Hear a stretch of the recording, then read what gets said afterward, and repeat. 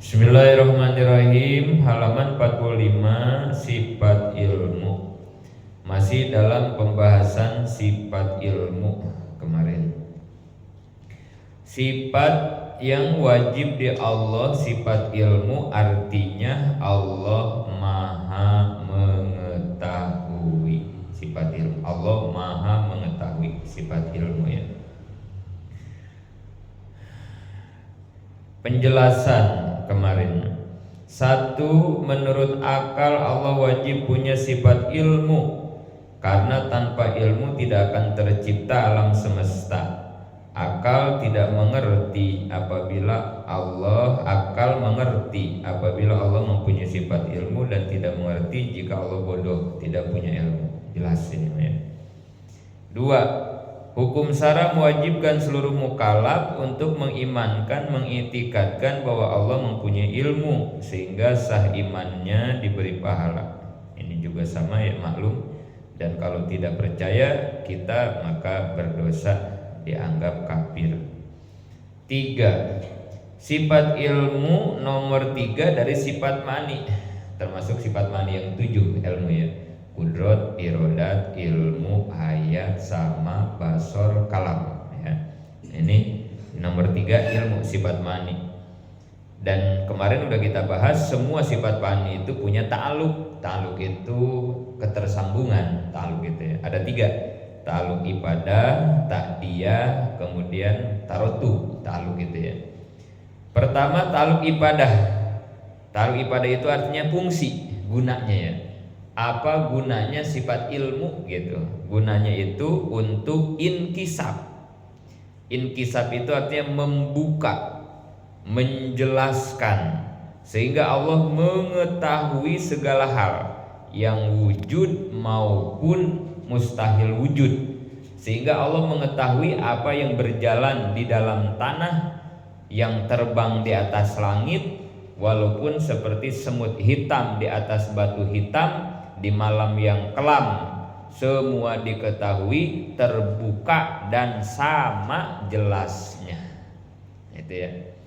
Jadi fungsinya ilmu untuk membuka inkisab, gitu ya, membuka inkisab.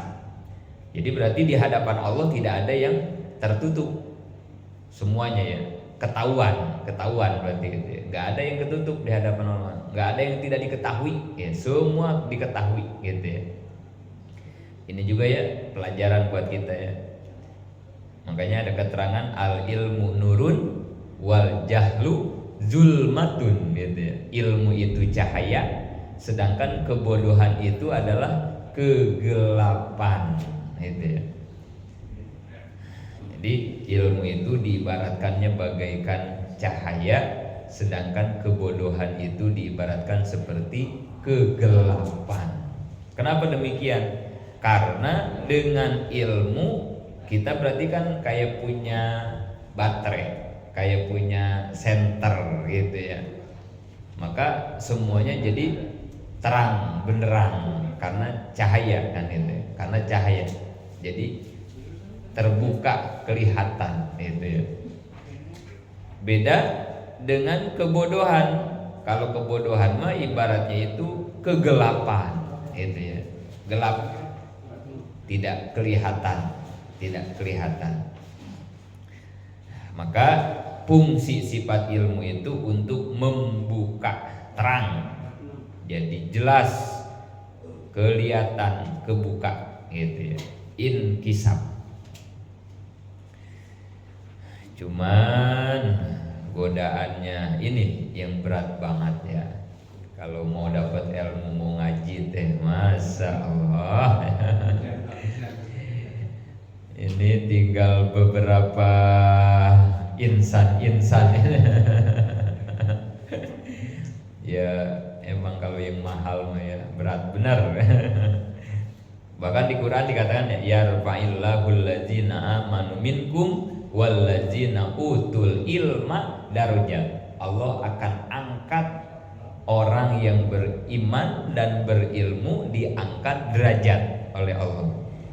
Jadi syarat kalau kita pengen diangkat derajat oleh Allah 2 syaratnya berarti ya. 1 beriman, kedua berilmu. Nah ini yang termahal di alam dunia ya, iman sama ilmu gitu ya. Ya Allah, iman, alhamdulillah kita iman. Nah ini nih udah tinggal nyari ilmunya ini yang beratnya ini luar biasa ya.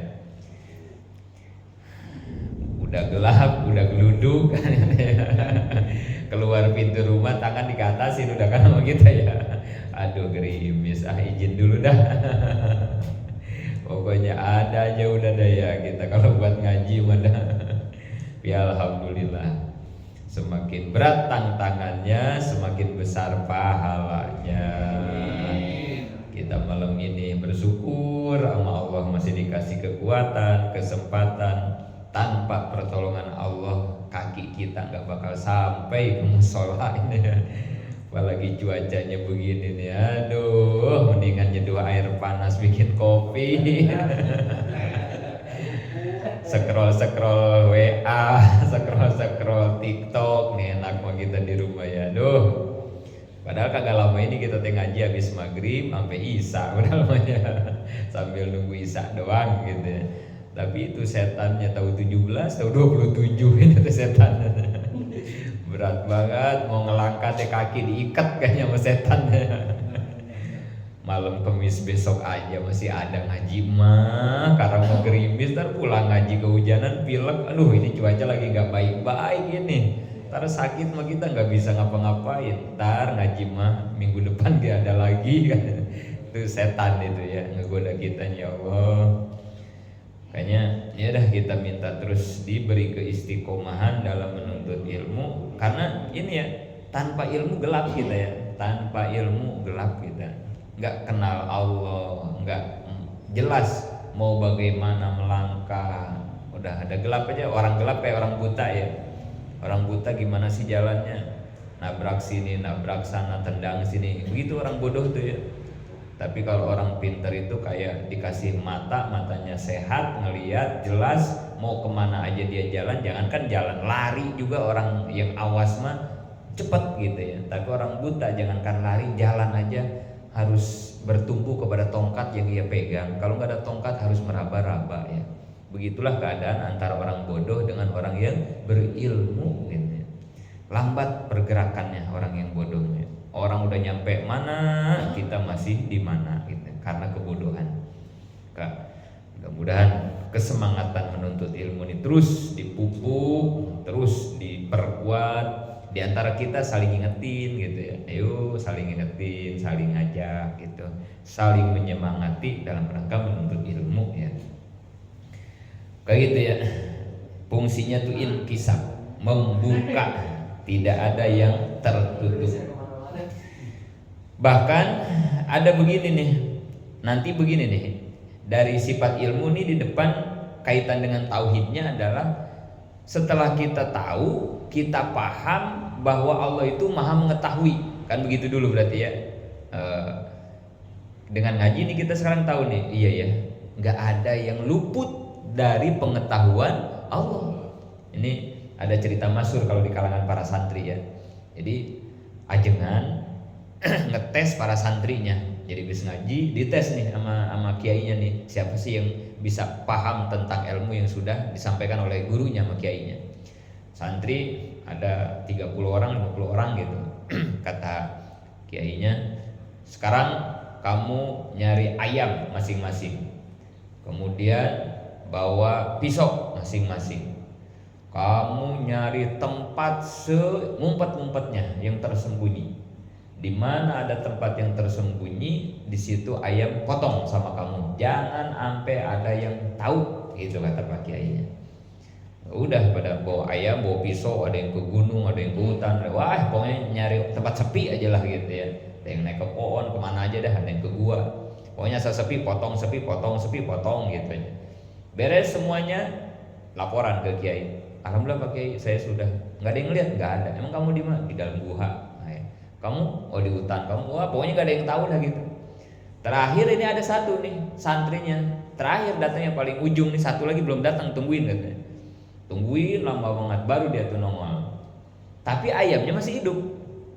Tapi Kiai, kenapa itu ayam kamu masih hidup? Teman-teman kamu dipotongin semua itu. Kenapa?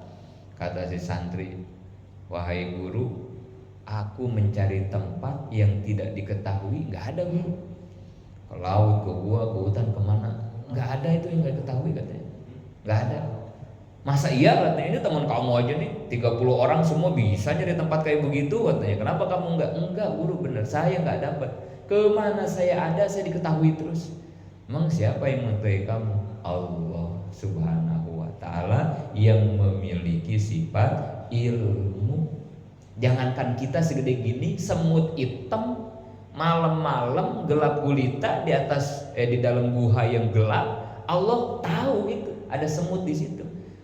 Bahkan semua makhluk Allah yang ada di bawah tanah ketahuan semua. Allah tahu. Detak jantung kita, darah kita yang mengalir semua diketahui oleh Allah. Sisi belahan dunia mana yang Allah tidak tahu kita gitu. Kata Pak Kiai, iya, lu doang yang lulus katanya. Itu mah yang 29 santri gua ngaji lagi dah katanya, ulang lagi. Lu doang satu katanya ini ngelulus sudah, gua ajarin lu bertahun-tahun katanya. Aduh. Ya, asal gaya. Ntar Bang Imin, kita harus ada pengetesan ngaji juga nih Bang Imin ya. Ntar siapa nih kira-kira udah lulus naik makom. Harus kita adakan pengujian. Mang Hasan doang kayaknya yang bakal lulus. 30 santri yang lulus cuma 1, 29-nya gagal. Mereka merasa tidak diketahui orang doang kalau yang santri lain mah ya. Padahal yang dimaksud kiainya adalah Allah gitu.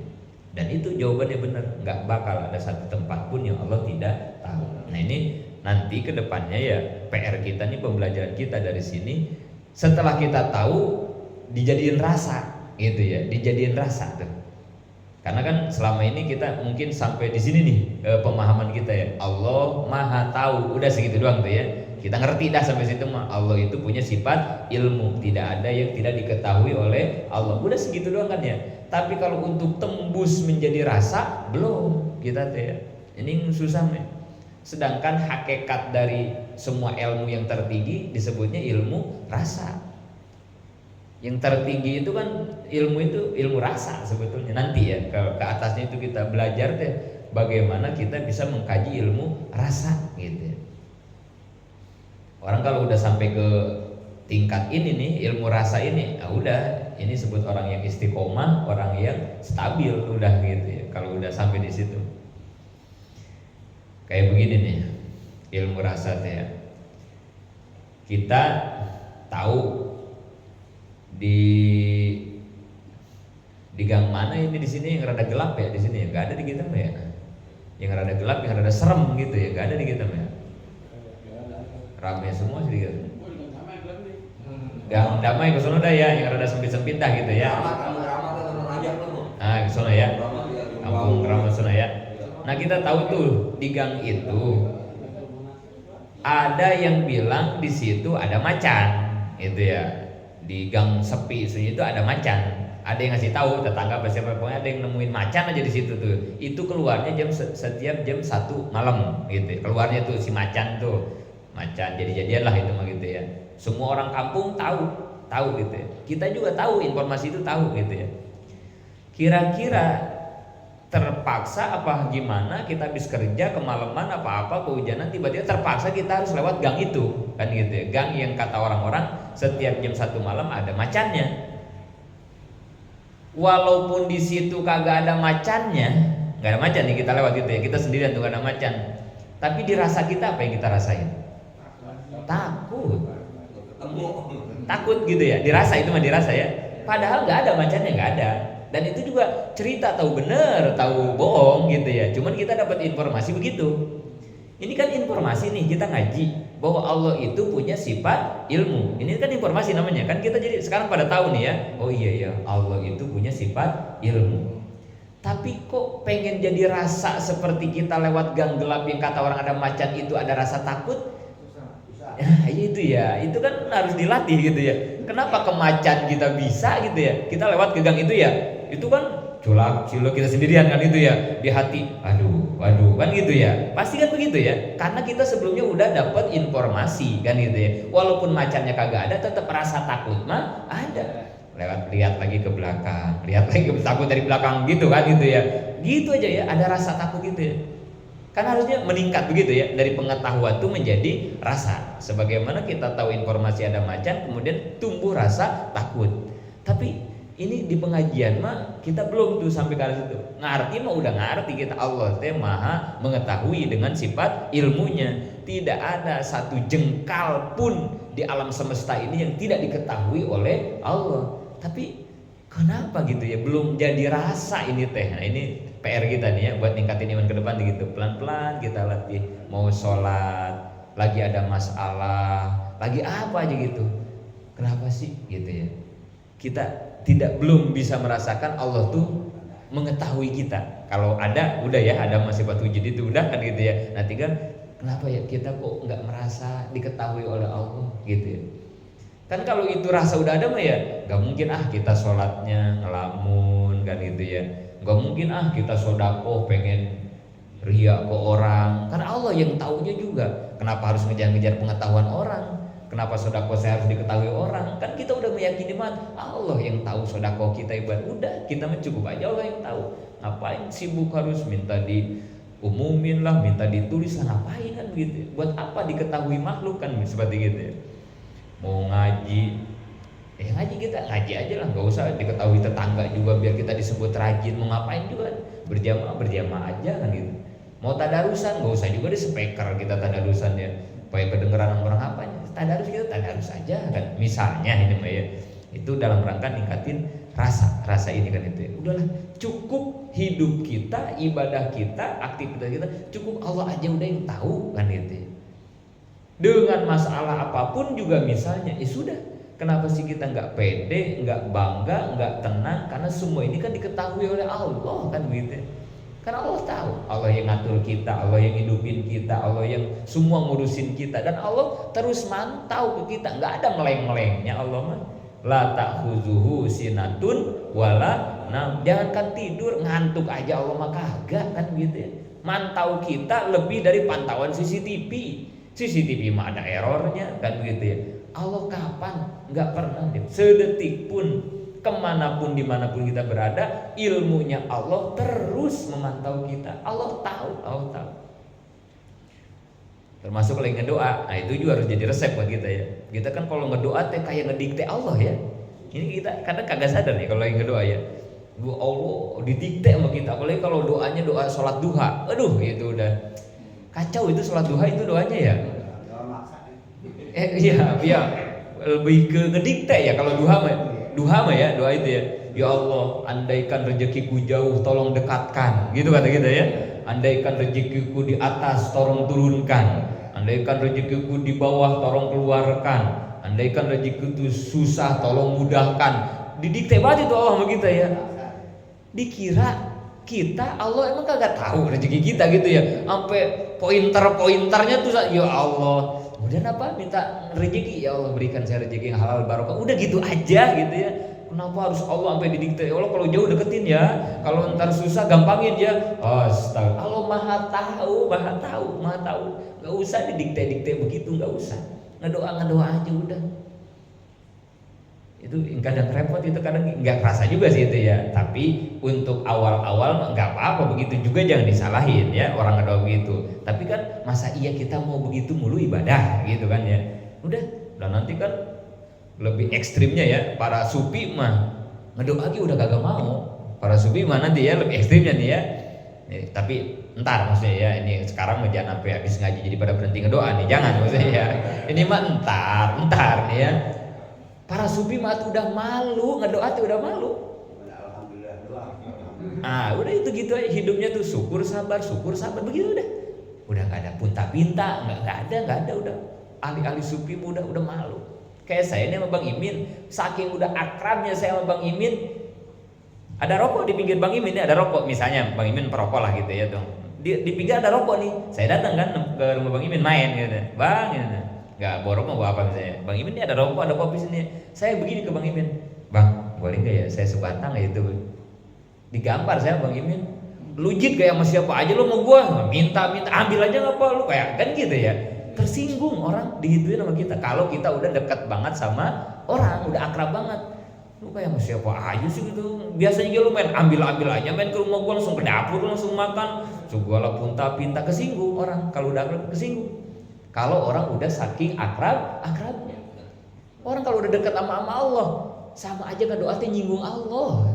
Kayak begitu tuh mereka. Makanya para wali udah nggak mau ngedoa teh. Udah kayak disebut ngedikte, udah disebutnya kayak ya lu kayak nggak kenal gua aja sih pakai minta-minta, lu nganggap gua siapa sih kalau begitu gitu jadi ya. Ya Allah, lu kayak sama siapa aja sih kan begitu ya.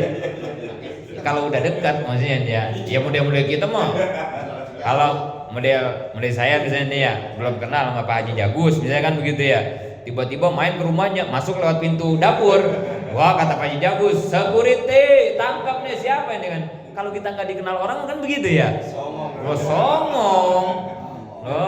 Bang Imin lagi ngerokok, lagi ngopi di terasnya, ada orang lewat, duduk aja di pinggir dia, langsung aja ngambil rokok, kopinya diminum aja langsung, lah digampar sama itu kayak, lalu siapa lu songong amat, itu mah saking kagak kenalnya. Sebaliknya orangnya kalau udah akrab banget, kalau pakai minta dulu nyinggung gitu namanya.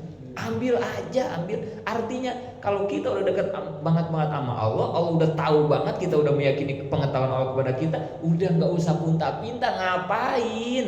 Sama aja kita nganggap Allah kagak tahu kebutuhan kita.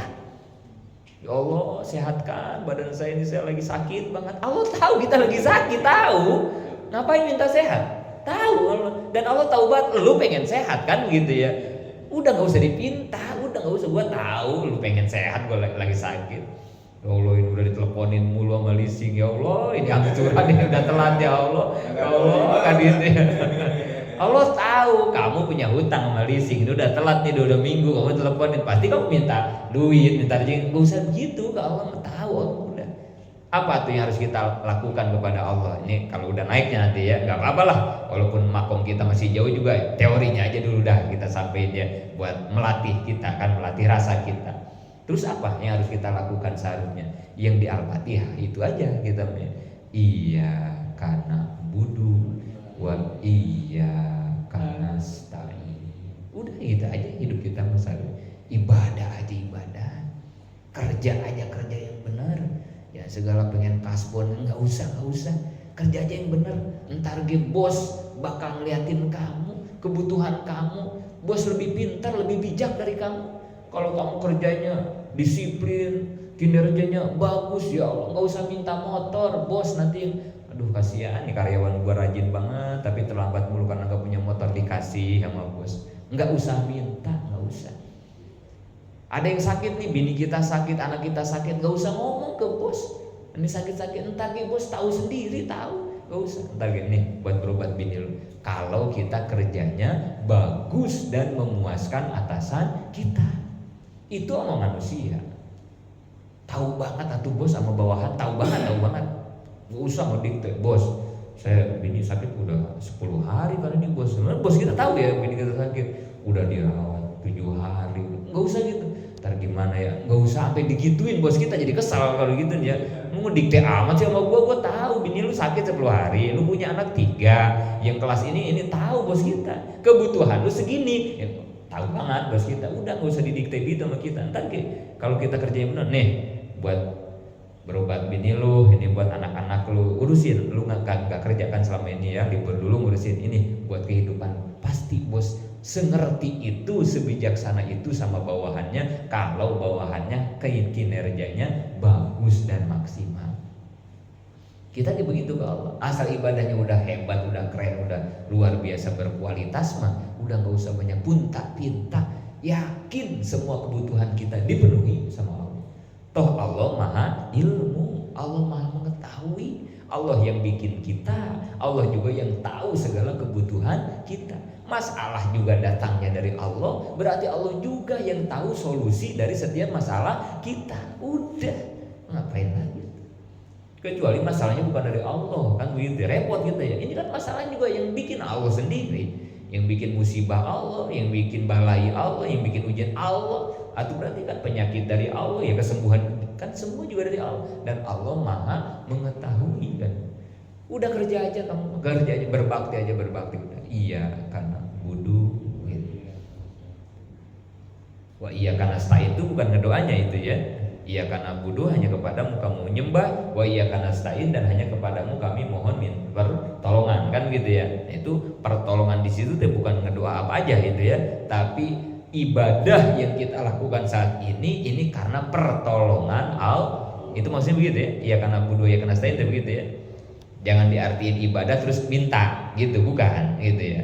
Ya walaupun ngedoa juga perintah Allah, bener ya, bener. Cuma nanti ketika kita ngedoa, ketika kita minta kepada Allah, kalau sudah pemahamannya, tahapannya sudah sampai di sini, doa kita teh betul-betul murni, tulus, lama kok sudah illallah. Semua yang kita kerjakan harapannya cuma satu, pengen dapet ridho Allah. Coba ada mengasan ngadoa na menta sehat ke Allah teh urang teh nya, ngadoa na menta usaha lancar ke Allah teh ya, tapi di hati tetap meyakini, ya Rob, saya ngedoa ngaler ngidul mulon ngetan apa aja kita minta kedoa ya, itu mah permintaan saya karena diperintah olehmu, uni astajib lakum. Kan ada perintah itu aja kan kita ngedoa ya. Kalau nggak ada perintah itu mah nggak bakal ngedoa kita. Dan apa yang saya pintakan, walaupun di mulut mintanya sehat, bukan itu tujuan kita, bukan itu.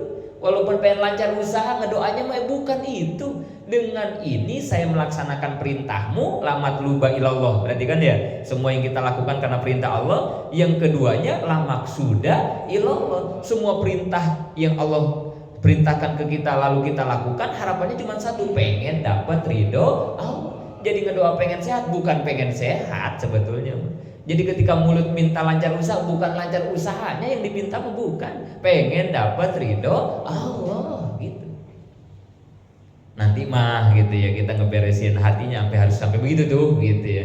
Karena rancuh nih doa kalau nggak dibenerin begitu. Kayak tadi kan, jauh-jauhnya kayak para ahli sufi, ngedoa tuh udah malu. Karena ngedoa itu sama aja kita melecehkan Allah, menganggap Allah nggak tahu dengan kebutuhan kita, kan gitu ya menurut ahli sufi mah ya. Tapi kenapa kita tetap berdoa? Ya tadi karena ada ayat yang nyuruh kita untuk berdoa. Artinya apa? Doa yang selama ini kita lakukan bukan untuk yang mulut kita ucapkan, kita bukan. Karena diperintah, dan dengan perintah itu hanya satu yang kita harapkan, pengen dapat ridho Allah. Itu kan rada ribet ya ngatur begituan ya di hati ya. Pengen nyingkronin apa yang keluar dari mulut dengan ngelempengin tujuan hati kita kan. Kalau kagak dilatih mah ya Allah sehatin, di hati kan begitu ya. Allah ini udah gak kuat nih sakit gigi, ya Allah biar sehat ya Allah, kan di hati kita begitu ya. Kalau lagi banyak kebutuhan mah gitu ya, ridhonya teh hilang kan ya, di hati tuh nggak kebawa biasanya ridhonya tuh ya. Udah aja fokus kepada inti doa kita akhirnya mah ya. Kan kalau dalam ikhlas kemarin jadi ikhlas paling jelek begitu ya, ibadah ke Allah tapi yang diharapkannya dunia. Kan jadi paling jelek gitu ya. Ikhlas mah ikhlas tapi paling jelek. Kita mah kan gak mau itu, harus ditingkatin kita mah ya kemarin gitu. Ya. Jadi ta'alluq ibadah pertama sifat ilmu itu inkisab. Fungsi dari sifat ilmu itu untuk membuka, artinya di hadapan Allah tidak ada yang tertutup, semuanya sudah diketahui oleh Allah. Ini jadikan keyakinan, ini biar jadi mantap di dalam diri kita. Dari kajian ilmu tauhid sifat ilmu ini, kita harus bukan hanya tahu Allah itu maha tahu, tapi harus sampai kita bisa merasakan bahwa dimanapun kita berada, Allah tahu kepada kita. Dalam semua aspek kehidupan kita harus merasa hidup selalu diketahui oleh Allah gitu. Yang kedua pelajarannya, Allah punya sifat ilmu, maka kita pun para hamba-hambanya kalau ingin bisa membuka semua masalah kehidupan, semua dibukakan, dijelaskan, maka kita pun syaratnya harus punya ilmu. Jangan malas, jangan sulit, jangan susah dalam mencari ilmu, supaya kalau udah pintar mah udah punya ilmu, semuanya bakal terbuka. Karena kalau jadi orang bodoh kagak enak gitu ya, semua serba susah, semua serba tertutup kan gitu ya. Kalau kata guru mah ngaji teh hese gitu Masan, mencek guru mahnya ngaji teh ini buat quote nih, quote hari ini ya Masan, kayak jadi ke status WA ya kayak tadi Isa ya. Ngaji teh hese mantakula hese ngaji. Nah gitu katanya ya. Ngerti gak yang orang Betawi? Ngaji itu susah, maka jangan susah.